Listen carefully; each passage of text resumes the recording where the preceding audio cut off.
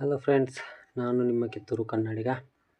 ಈ ವಿಡಿಯೋ ವಿಶೇಷ ಏನಂದರೆ, ಇನ್ನು ಮುಂದೆ ಪುರುಷರಿಗೂ ಉಚಿತ ಬಸ್ ಪ್ರಯಾಣ, ಶಕ್ತಿ ಯೋಜನೆಗೆ ಬಿಗ್ ಅಪ್ಡೇಟನ್ನು ಕೊಟ್ಟಿದ್ದಾರೆ. ಇದರ ಬಗ್ಗೆ ಮಾಹಿತಿಯನ್ನು ಕೊಡೋದಕ್ಕೆ ಬಂದಿದ್ದೀನಿ. ವಿಡಿಯೋನ ಕೊನೆಯವರೆಗೂ ನೋಡಿ.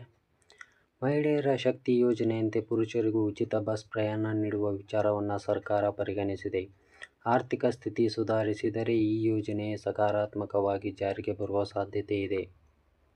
ಶಕ್ತಿ ಯೋಜನೆಯ ಯಶಸ್ಸು ಮಹಿಳೆಯರಲ್ಲಿ ಭಾರೀ ಪರಿಣಾಮ ಉಂಟು ಮಾಡಿದ್ದು, ಪುರುಷರಿಗೂ ಉಚಿತ ಪ್ರಯಾಣದ ಕುರಿತು ಚರ್ಚೆ ಪ್ರಾರಂಭ.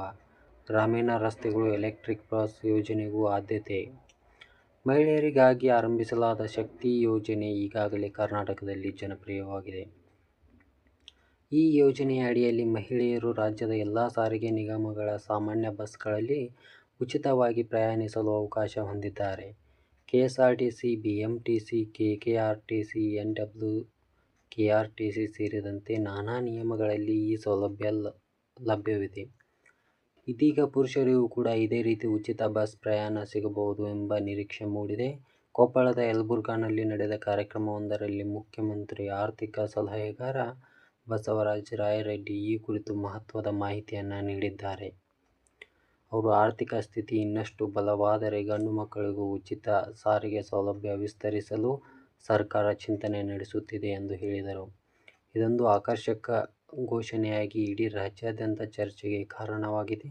ಈ ಯೋಜನೆಯು ಜಾರಿಯಾದರೆ ಬಡ ಕುಟುಂಬಗಳಿಗೆ ಹೆಚ್ಚುವರಿ ಧನ ಸಹಾಯ ಆಗಬಹುದು. ವಿಶೇಷವಾಗಿ ಗ್ರಾಮೀಣ ಪ್ರದೇಶಗಳಲ್ಲಿ ಕೆಲಸಕ್ಕೆ ಹೋಗುವ ಪುರುಷರಿಗೆ ಇದು ಅನುಕೂಲವಾಗಬಹುದು. ಈ ಮಧ್ಯೆ ಬಸವರಾಜ ರಾಯರೆಡ್ಡಿ ಮಾಧ್ಯಮಗಳ ವರದಿ ಕುರಿತು ತಮ್ಮ ಆಕ್ಷೇಪ ವ್ಯಕ್ತಪಡಿಸಿದ್ದಾರೆ. ಕೆಲವೊಮ್ಮೆ ನಾನು ಹಾಸ್ಯವಾಗಿ ಹೇಳಿದ ಮಾತುಗಳನ್ನು ಮಾಧ್ಯಮಗಳು ಗಂಭೀರವಾಗಿ ಹಿಡಿದುಕೊಂಡು ತಪ್ಪಾಗಿ ಬಿಂಬಿಸುತ್ತಿವೆ ಎಂದು ಅವರು ತಿಳಿಸಿದ್ದಾರೆ. ಯೋಜನೆಯ ಉದ್ದೇಶ ಮತ್ತು ಅದರ ಪರಿಣಾಮವನ್ನು ಸರಿಯಾಗಿ ಜನತೆಗೆ ತಲುಪಿಸುವ ಅಗತ್ಯವಿದೆ ಎಂದು ಅವರು ಸ್ಪಷ್ಟಪಡಿಸಿದ್ದಾರೆ. ರಾಜ್ಯದ ಸರ್ಕಾರ ತನ್ನ 5 ಗ್ಯಾರಂಟಿ ಯೋಜನೆಗಳನ್ನು ಮುಂದುವರಿಸಲಿದೆ ಎಂಬ ದೃಢ ನಿಲುವು ಹೊಂದಿದೆ.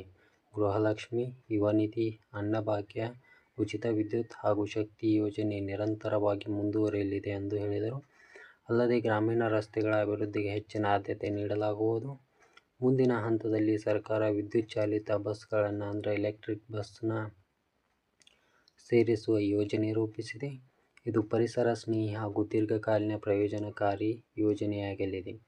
ಈ ರೀತಿ ನೂತನ ಘೋಷಣೆಗಳು ರಾಜ್ಯದ ಜನರಿಗೆ, ವಿಶೇಷವಾಗಿ ಬಡ ಮತ್ತು ಹಿಂದುಳಿದ ವರ್ಗದವರಿಗೆ ಹೊಸ ಆಶಾಕಿರಣವಾಗುತ್ತಿದೆ. ಸರ್ಕಾರದ ಉದ್ದೇಶ ಈ ಯೋಜನೆಯ ಮೂಲಕ ಜನ ಜೀವನ ಸುಧಾರಿಸುವತ್ತ ದೊಡ್ಡ ಹೆಜ್ಜೆ ಆಗುವುದು ಸ್ಪಷ್ಟವಾಗಿದೆ.